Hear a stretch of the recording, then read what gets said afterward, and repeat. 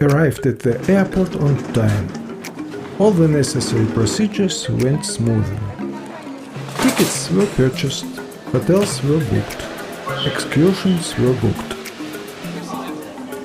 Of course, any good trip should start with a good and thorough preparation. But you know, in the age of the internet, preparing a trip itself is very convenient and fun.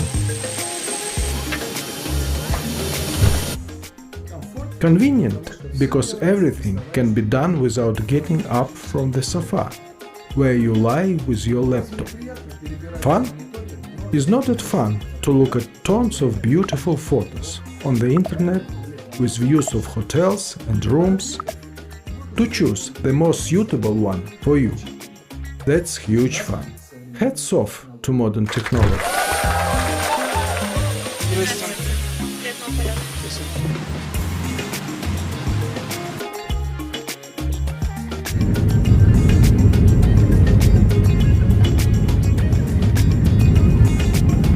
Two-and-a-half-hour flight and we are there.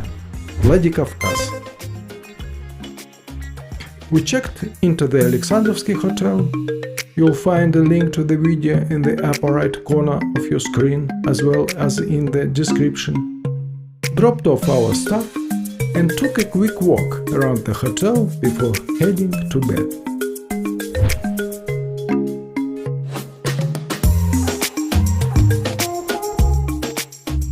In preparation for the trip, I searched the internet for a local travel agency with which we could travel through the mountains of North Ossetia with quality, comfort and preferably not very expensive. Our choice finally fell on the travel agency Tourism Ossetia. I contacted the guys from Tourism Ossetia via WhatsApp. As a result, 3 excursions were planned. And tomorrow the first one, called The Ring, was to start at 8 in the morning. The cost of this excursion was 4,200 rubles. This included transportation to the sites in a UAZ Patriot all-terrain vehicle, as well as the services of a guide driver. A delicious, big and wonderful Ossetian pie with fragrant herbal tea comes as a surprise.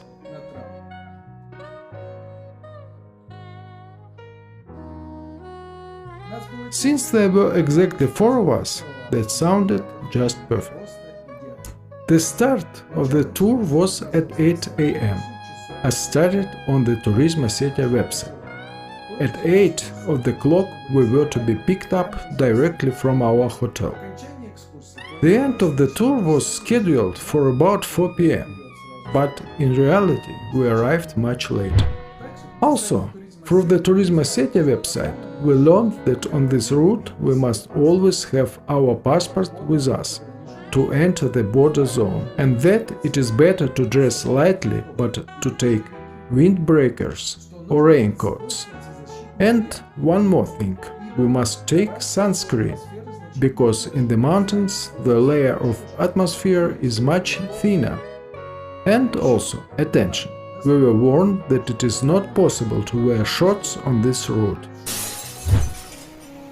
The Karmadon Gorge, or another name, the Genaldon Gorge, is located at an altitude of 750 to 1200 meters above sea level.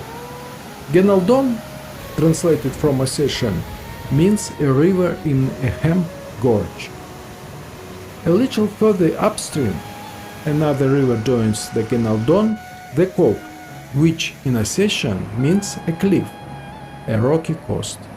And in the upper reaches of the gorge there are 2 glaciers, Kolka and Maili.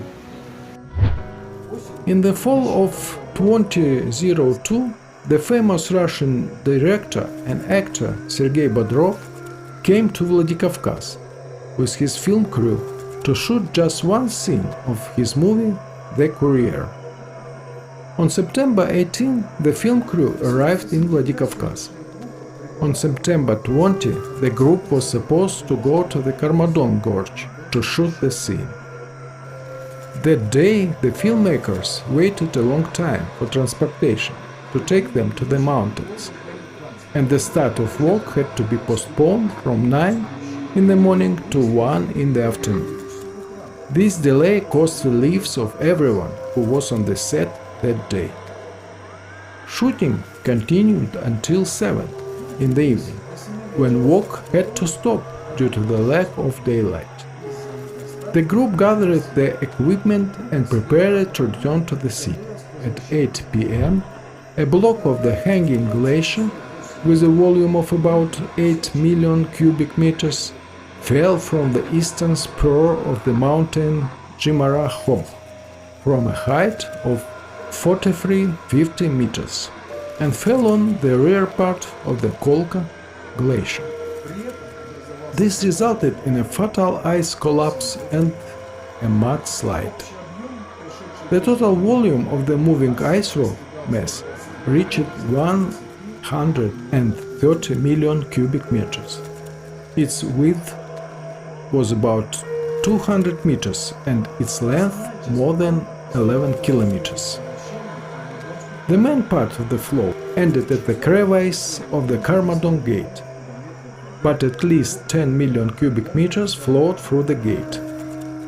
The mudslide swept down the river valley at a speed of 150-200 kilometers per hour, crushing everything in its path.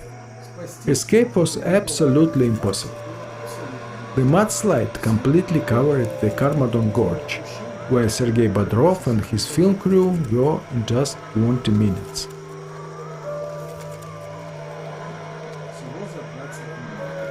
"125 people became victims of the disaster.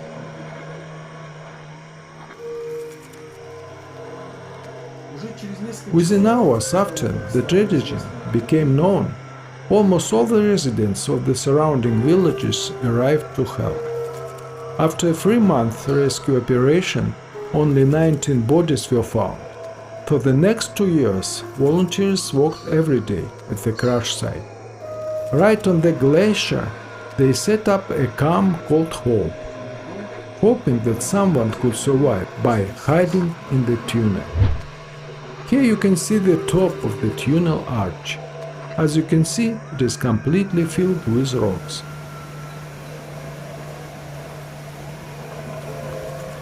Of course, it was not realistic to escape here. The hopes were not to be fulfilled.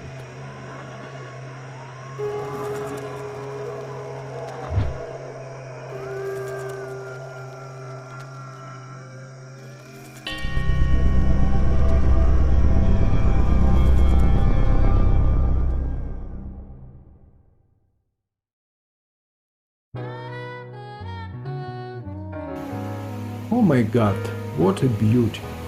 What power, harmony and strength!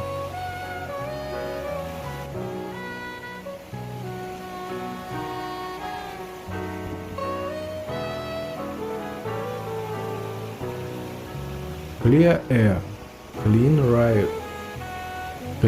rivers. Ossetia has given us so generously.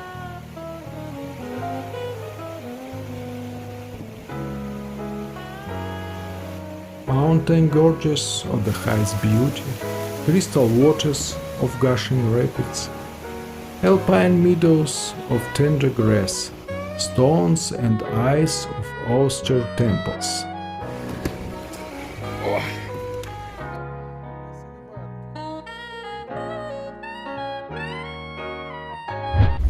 And they moved on towards the upper reaches of the Karmadon Gorge. Scientists say that the Ossetians have a belief that is considered proto-religion. This is the first belief on planet Earth in a god. This belief was practiced by the Sumerians. It is called Zoroastrianism. The Kolka glacier comes from there. Here you see a strip of trees. This is just the height of the mudslide that passed here. Look, please.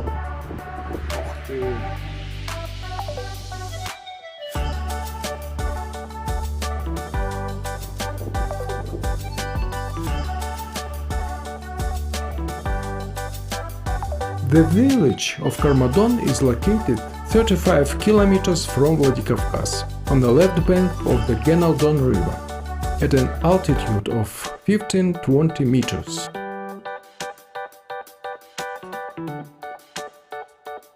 On the northwestern slope of Mount Kazbek.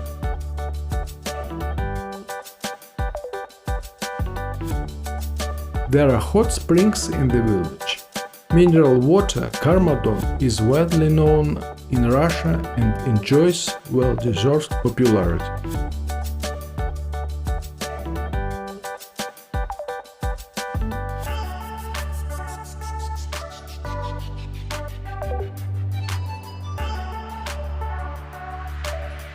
The last view of the mountain Jimarek, the Kolka glacier, and we are going on. And in front of us lay the village of Dargavs, where the medieval necropolis, the city of the dead, used to be. But the story about it will be in the next video.